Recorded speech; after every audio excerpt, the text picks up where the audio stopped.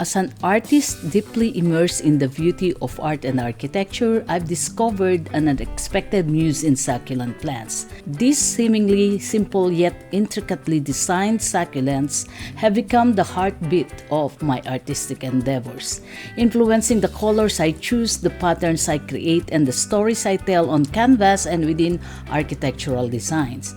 My love for succulents inspired me to use them as an inspiration art to paint them on bags.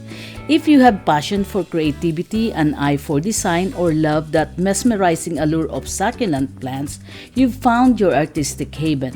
Hit the subscribe button and let's embark on a journey of inspiration, exploration, and the boundless possibilities that art and architecture offer. Welcome to Forlitz Arts and Architecture, where every video is a brushstroke on the canvas of creativity and every structure has a story to tell. Let's create something beautiful together. For this artistic venture, gather the essential: a small leather crossbag, vibrant acrylic paint, and an array of brushes. As you prepare to immerse yourself in the creative process, set up a dedicated workspace, ensuring optimal lighting and pristine surface. Drawing from the lush greenery of my garden, I've selected a gem from my collection of echeverias. These succulents' intricate patterns and lively use will guide the brush strokes, infusing the leather canvas with the essence of nature's beauty. The plan is to paint 2 small succulents on the bag's outside pocket and put some letters to balance the design. So I come up with the word love.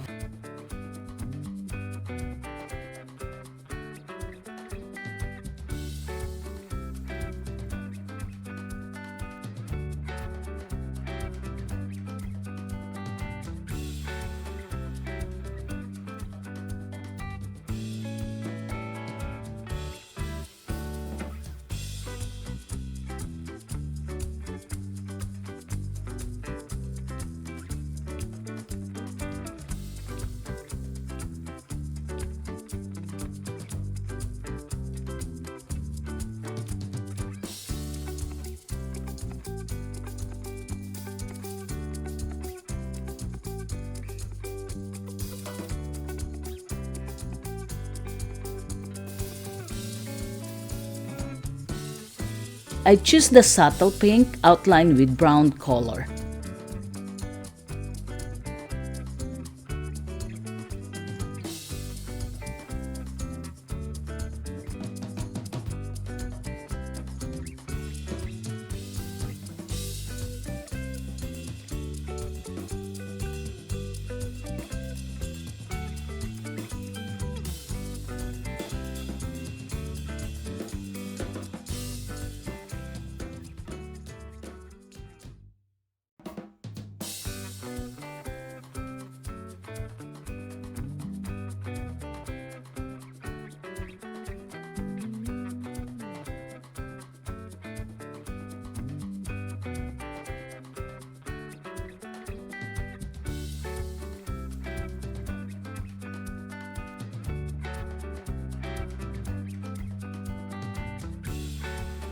Remember to sign your artwork.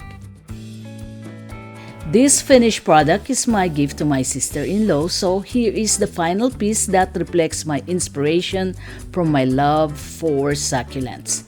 Thank you everyone for joining me in this creative journey. Can you share your thoughts on similar projects? Please leave a comment with your art inspiration or ideas. Please subscribe to my channel, Forlitz Arts and Architecture, and please subscribe for more art-related content.